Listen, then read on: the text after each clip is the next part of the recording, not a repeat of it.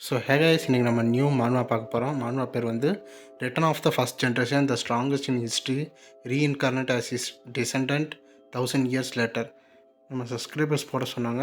Mostly copyright issue வரும். So அதுக்குள்ளே நீங்கள் வந்து இந்த சாப்டர் பார்த்து முடிச்சுடுங்க, டெலீட் ஆகிறதுக்கு முன்னாடி. அது மட்டும் இல்லை, இந்த மாதிரி உங்களுக்கு ஏதாச்சும் மான்வா படிக்கணும் போல் இருக்குது அப்படின்னு சொன்னிங்கன்னா அதை கமெண்ட்டில் போடுங்க. நான் அதை பார்த்து உங்களுக்காக அந்த மான்வாவை ட்ரான்ஸ்லேட் பண்ணி கொடுக்குறேன். நீங்கள் என்ன ரீட் பண்ணுறீங்களோ அதுதான் இங்கேயும் நீங்கள் பார்க்குற மாதிரி இருக்கும். ஸோ வளவலன்னு பேசாமல் வாங்க சாப்டருக்குள்ளே போகலாம். நீங்கள் பார்த்துட்டு இருக்கிறது இன்ஜினியர் கிரியேட்டர். நான் தான் உங்கள் ஹோஸ்ட் கோடன். வாங்க வீடியோக்குள்ளே போகலாம். எபிசோட் ஸ்டார்டிங்லே அவர் சண்டை போட்டார். இந்த மார்ஷியல் ஆர்ட்ஸ் ஸ்பீக்குக்கே அவர் வரணும்னு ஆசைப்பட்டார். அப்போ தான் அவர் எக்கச்சக்கமான தடைகளை தாண்டினார். அவர் எவ்வளோ டயர்டானு பரவாயில்ல, அவர் கோலில் உறுதியாக இருந்தார். அப்போ தான் அவருக்கு தெரிஞ்சிச்சு அங்கே ஒரு சேஞ்சுரி இருக்குது. அது ஒரு டிவைன் ட்ராகன் பாதுகாத்துக்கிட்டு இருக்கு. என்ன பாதுகாத்துட்டு இருக்குன்னா ஒரு டிவைன் ஃப்ரூட். அதை சாப்பிட்டா இமார்டாலிட்டி கிடைக்கும். ஸோ நம்ம ஹீரோ அந்த டிவைன் ஃப்ரூட்டை சாப்பிட்றதுக்காக போயிட்டுருக்கான். அப்போ அந்த பழத்தை பார்க்குறான். அந்த பழம் எக்கச்சக்கமாக ஜொலிக்குது. அப்போ அதுதான் அந்த ஃப்ரூட் ஆஃப் இமார்டாலிட்டி. இது பார்க்க ஒன் பீஸ் மாதிரி இருக்குது, பட்டு ஒன் பீஸ் இல்லை. நீங்கள் டேரெக்டாக போகும்போதே உங்களுக்கு தெரியும். நம்ம ஹீரோ அது சாப்பிட்டாகணுமா, அது உண்மையாக டிவைன் ஃப்ரூட் தானா பார்த்தா ஹீரோ ஆல்ரெடி அந்த ட்ராகனை வீழ்த்தி அது மேலே தான் உட்காந்துருக்கான்.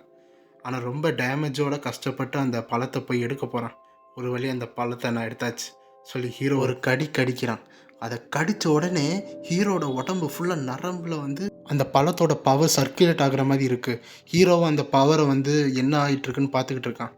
அப்புறம் சில வருஷம் கழித்து, 20 to 30 years கழித்து அங்கே ஒரு வீட்டை காமிக்கிறாங்க.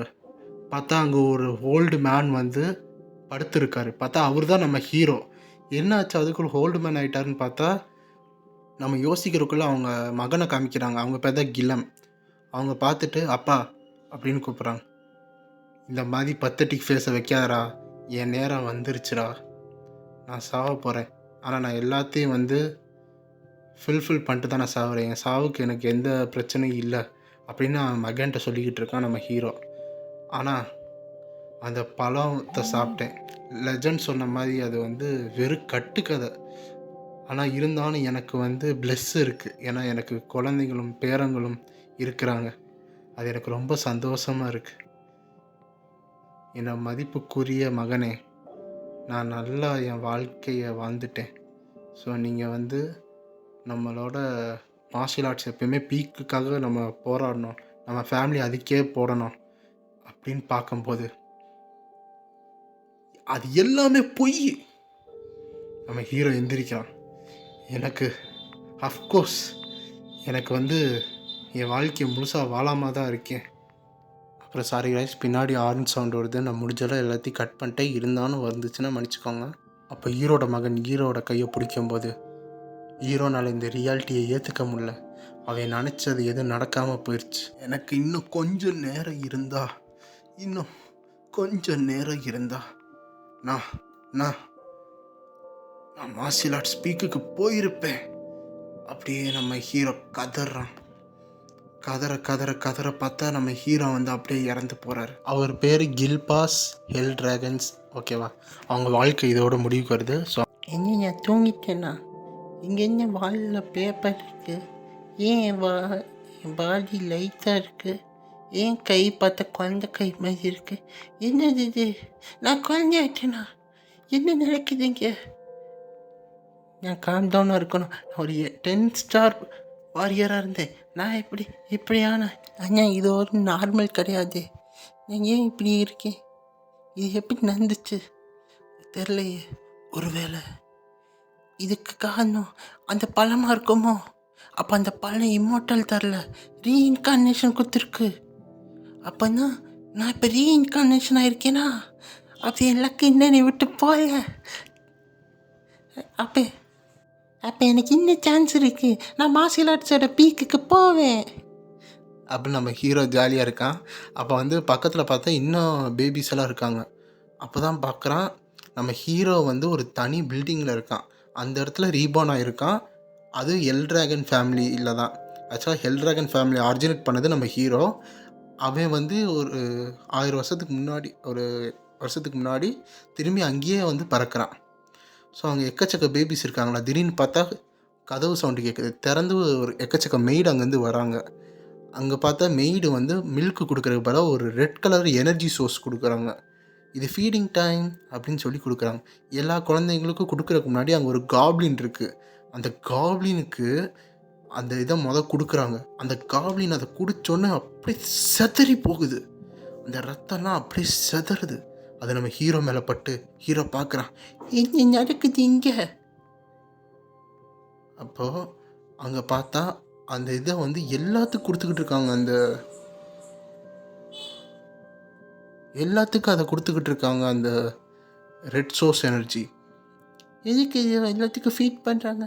எனக்கு எதுக்கு ஃபீட் பண்ணுறாங்க? அப்போ இது மில்க் இல்லை. ஐயா நான் சாக போகிறேன். இதை வந்து இவ்வளோ பெரிய மேஜிக் பவர் வந்துக்கிட்டு இருக்கு. இதை குதித்தா எல்லா பேபிஸும் செத்து போயிடுவாங்களே, அவ்வளோ டேஞ்சர். ஏங்க எனக்கு வேணும் அப்படின்னு சொல்லும்போது மெய்டு வந்து திணிச்சு ஊட்டி விட்றாங்க. நம்ம ஹீரோ வந்து அன்கான்ஷியஸாக வந்து கொஞ்சத்தை முழுங்கிடுறான். இருந்தாலும் வந்து அதை துப்ப பார்க்குறான். வேணாம் எனக்கு கொடுக்காதீங்க. ஐயோ நான் பேபினே மறந்துட்டேனே அப்படின்னு ஹீரோ சொல்லி அப்போ தான் ஹீரோக்கு ஸ்ட்ரைக் ஆகுது, இது ஏஷியன் ட்ராகன் பிளட்டில். அப்போ தான் நான் குடித்தேன்னா இவங்க என்ன இவ்வளோ இன்சேனாக இருக்காங்க, இப்படி இதை கொடுத்தாங்கன்னா எல்லோரும் செத்துருவாங்களே. அந்த மாதிரி நம்ம ஹீரோ நினச்சிக்கிட்டு இருக்கும்போது வாயிலேருந்து அப்படியே எல்லாத்தையும் துப்புறான். அவன் துப்பும்போது அந்த மெய்ட் பார்க்குறாங்க, என்ன எல்லாத்தையும் துப்புறான்னு. அப்போ இது ரைட் சாய்ஸா? ஹீரோ மனசாட்சி பேசுது. என்னது அப்படின்னு ஹீரோ யோசிக்கும் போது தான் ஹீரோக்கு ஒரு ஸ்ட்ரைக் வருது. ஆமாம், இப்போ நான் இது எல்லாத்தையும் குடிச்சேன்னா, இதில் இருக்க மேஜிக் பவர்லாம் நான் அப்சர்வ் பண்ணிட்டேன்னா, அப்போ என்னோடய பாஸ் செல்ஃபை நான் திரும்பி சப்ரெஸ் பண்ணுவேன். அப்போ நான் மார்ஷியல் ஆர்ட் ஸ்பீக்குக்கு நான் போவேன். கொடுங்க நான் குடிக்கிறேன். ஞம் ஞம் ஞம் ஞம் ஞம் ஞம் ஞம். எனக்கு தெரியல என்ன ஆகுதுன்னு, ஆனால் இது எல்லாத்தையும் குடித்தா எனக்கு பவர் கிடைக்கும். எல்லாத்தையும் குடிப்பேன். அப்போ நம்ம ஹீரோவோட உடம்புல அந்த தண்டர் வந்து டிஎன்ஏல இருந்து பெட் செல் அளவு எல்லா இடத்துலையும் போய்கிட்டு இருக்கு. நம்ம ஹீரோ அப்படியே மொத்தமாக குடிச்சிட்டு எல்லாத்தையும் குடிச்சிட்டேன். இது போதும். இதை எப்படியாச்சும் நான் பவரை கன்வெர்ட் பண்ணி நான் ஸ்ட்ராங்காக ஆகணும். ஐயா என்ன பண்ணுது எனக்கு?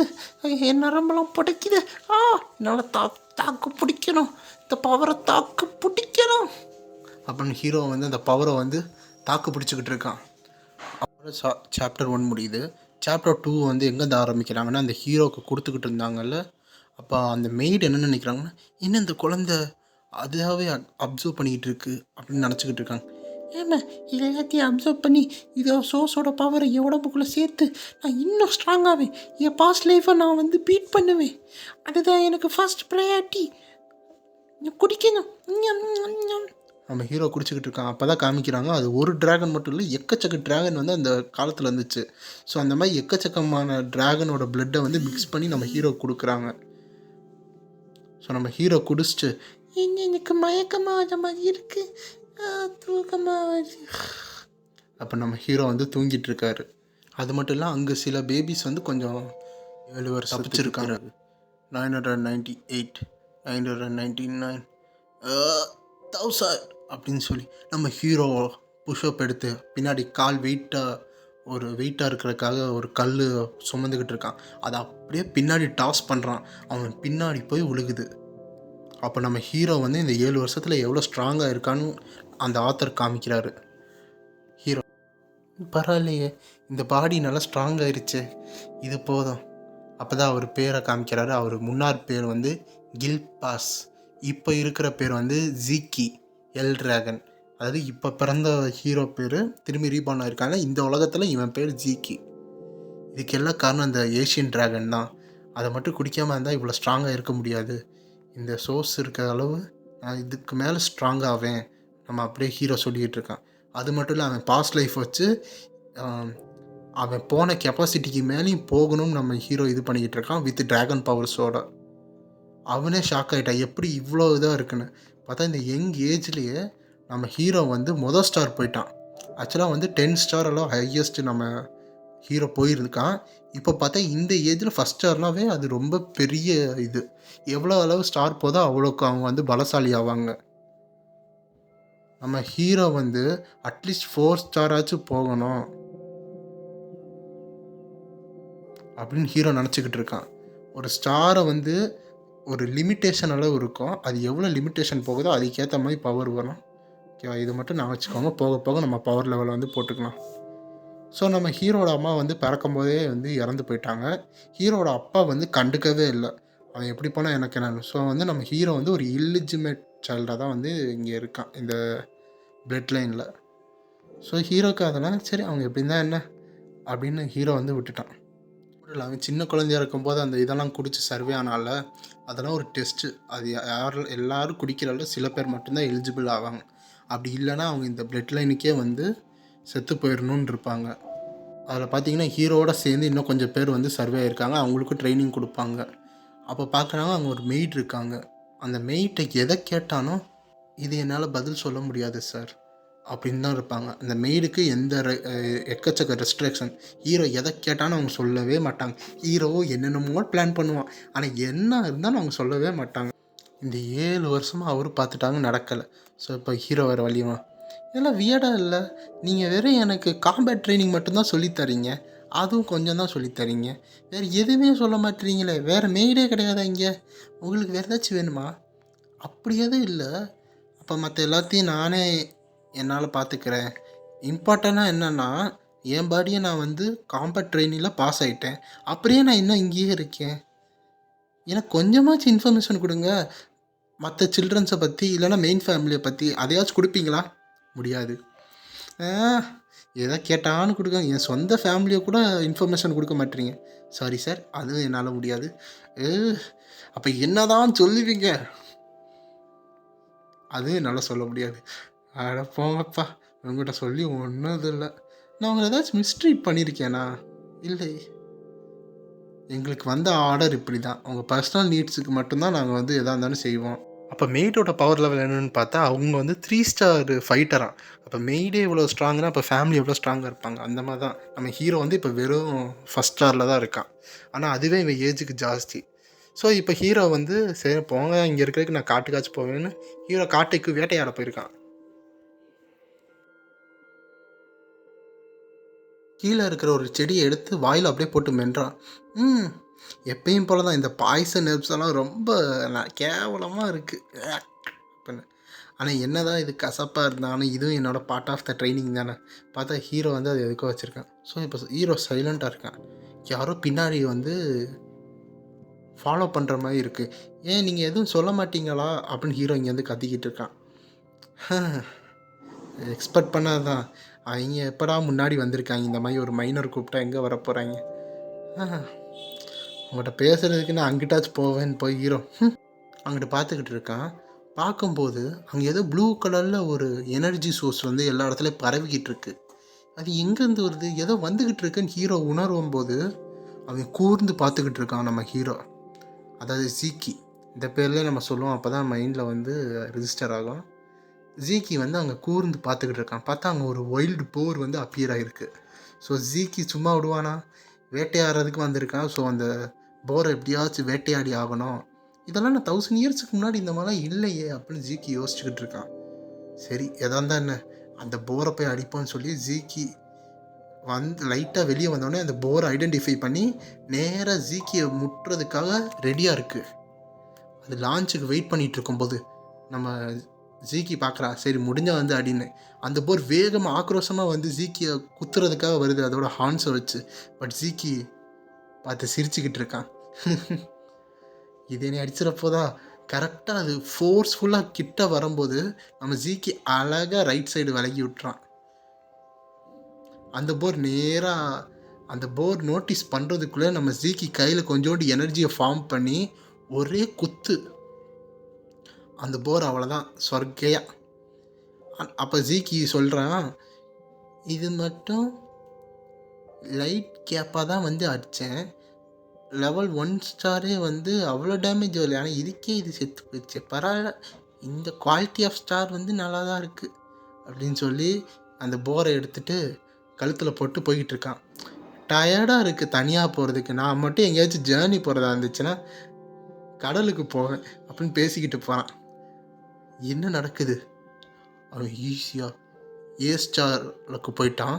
அது மட்டும் இல்லாமல் ஒரு போரை அழகாக ஒரே ப்ளோவில் அடிச்சிருக்கான். நம்ம தான் யாருமே ட்ரைனிங் சொல்லித் தரல. அது மட்டும் இல்லை, எப்படி என்னைய நோட்டீஸ் பண்ணான். இந்த சைல்டு ஒன்றும் நார்மல் கிடையாது.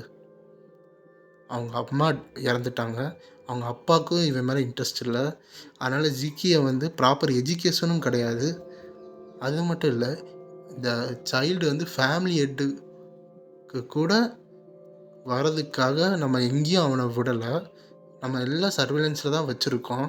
அப்படி இருந்து இவன் பிளட் லைனை எப்படி மாஸ்டர் பண்ணான்? ஆஹா, இன்ட்ரெஸ்டிங்காக இருக்கே அப்படின்னு சொல்லி அவர் மறைஞ்சு போயிட்டாரு. நம்ம ஹீரோ வந்து ஒரு வீட்டுக்கு பார்க்குறான். வீட்டுக்குள்ளே போகிறான். யாரோ அங்கே இருக்கிற மாதிரி இருக்கே, யார் இது? 4 ஸ்டாரா 5 ஸ்டாரா? எந்த கிளாஸில் இருக்கீங்க? ரொம்ப ஸ்ட்ராங்காக இருக்காங்களே, என்கிட்ட அவங்களுக்கு என்ன வேணும் அப்படின்னு ஹீரோ யோசிச்சுக்கிட்டு இருக்கான். அப்போ அங்கேருந்து சவுண்ட் இருக்குது.